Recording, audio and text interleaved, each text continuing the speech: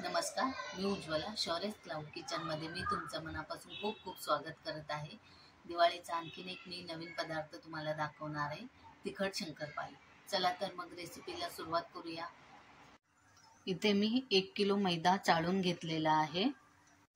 यात आता 1 चमचा मीठ घालायचं आहे. त्याच्यानंतर 2 चमचे लाल तिखट घालायचं आहे.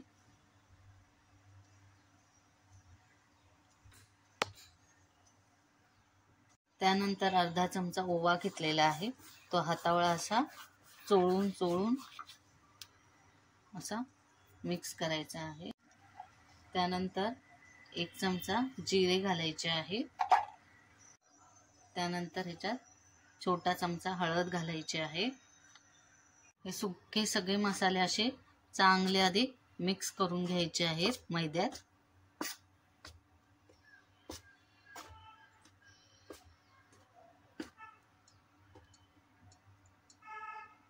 मैद्यात सगळे मसाले मिक्स केल्यानंतर कडकडीत तेलाचा असं मोहन ह्याच्यावर सोडायचं आहे. हे बघा, 4 पळी तेल असं कडकडीत असं घालायचं आहे. त्याच्याने शंकरपाळी एकदम कुरकुरीत होते. तेल खूप गरम आहे म्हणून मी हे चमच्याने असं मिक्स करत आहे. चांगलं हे पण आता सगळीकडे मिक्स करायचं आहे. तेलाचं चांगलं मिक्स केल्यानंतर आता घट्टसर असं हे पीठ मळून घ्यायचं आहे. हे बघा, असं घट्टसर पीठ मळायचं आहे.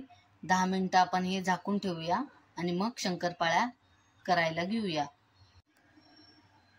हे बघा, पीठ आता चांगलं मुरलेलं आहे.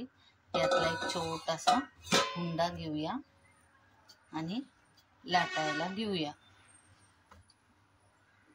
हे बघा, हा छोटासा हुंडा घेतलेला आहे. आता हा आपण एकदम पातळ लाटून घेऊया.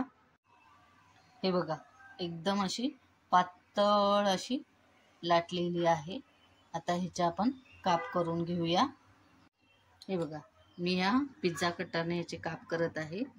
छोटे मोठे तुम्हाला जसे हवे तसे तुम्ही करा. मी असे करत आहे.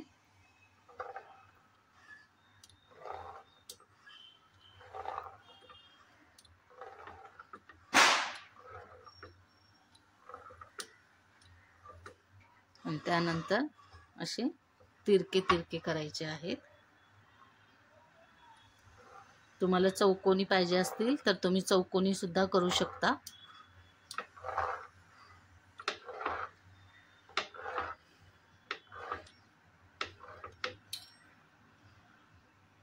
हे बघा, एकदम पातळ असे केलेले आहेत. हे बघा असे. आता आपण हे तळायला घेऊया. मी ही एक कढई ठेवलेली आहे. त्याच्यात तेल तापायला ठेवलेलं आहे. तेल आता जरा गरम झालेलं आहे. तेल चांगलं तापलेलं आहे. त्याच्यात आता आपण अशा शंकरपाळ्या सोडूया.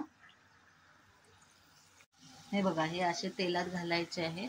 एकदम टाकले तरी ते सुट्टे होतात, त्यामुळे एक एक बंच टाकलात तरी चालेल. हे बघा, असं हलवून हलवून हलवून हे असे थोडेसे किंचितसे लालसर होईपर्यंत तळायचे आणि मग काढून घ्यायचे. आवाज ऐकू येतोय? खूप क्रिस्पी झालेले आहेत. हे बघा, अशा जाळीवर काढून घ्यायचे म्हणजे जरा हवा जायला मदत होते. हे बघा, तुम्हाला दाखवते, जरा सुद्धा ऑइली झालेले नाहीये. हे बघा, जरा सुद्धा ऑइली झालेले नाहीये आणि क्रिस्पी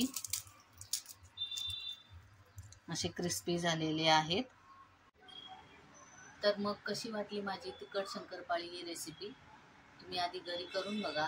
आवडली तर लाईक, शेअर आणि सबस्क्राईब करायला विसरू नका. याआधी ज्यांनी माझ्या शौर्यस क्लाउड किचन या चॅनलला लाईक, शेअर आणि सबस्क्राईब केलेलं आहे त्यांचे खूप खूप धन्यवाद. सगळ्यांना माझ्या आणि माझ्या परिवाराकडून दिवाळीच्या खूप खूप शुभेच्छा. ही दिवाळी सगळ्यांना आनंदाची, भरभराटीची आणि सुखाची, समृद्धीची जाओ ही प्रार्थना. हा व्हिडिओ शेवटपर्यंत बघितल्याबद्दल खूप खूप धन्यवाद. अशाच नवनवीन रेसिपीज मी घेऊन येत जाईल, तर शौर्यस क्लाउड किचनला नक्की विजिट द्या. हा व्हिडिओ आवडला असेल तर लाईक, शेअर आणि सबस्क्राईब करायला विसरू नका.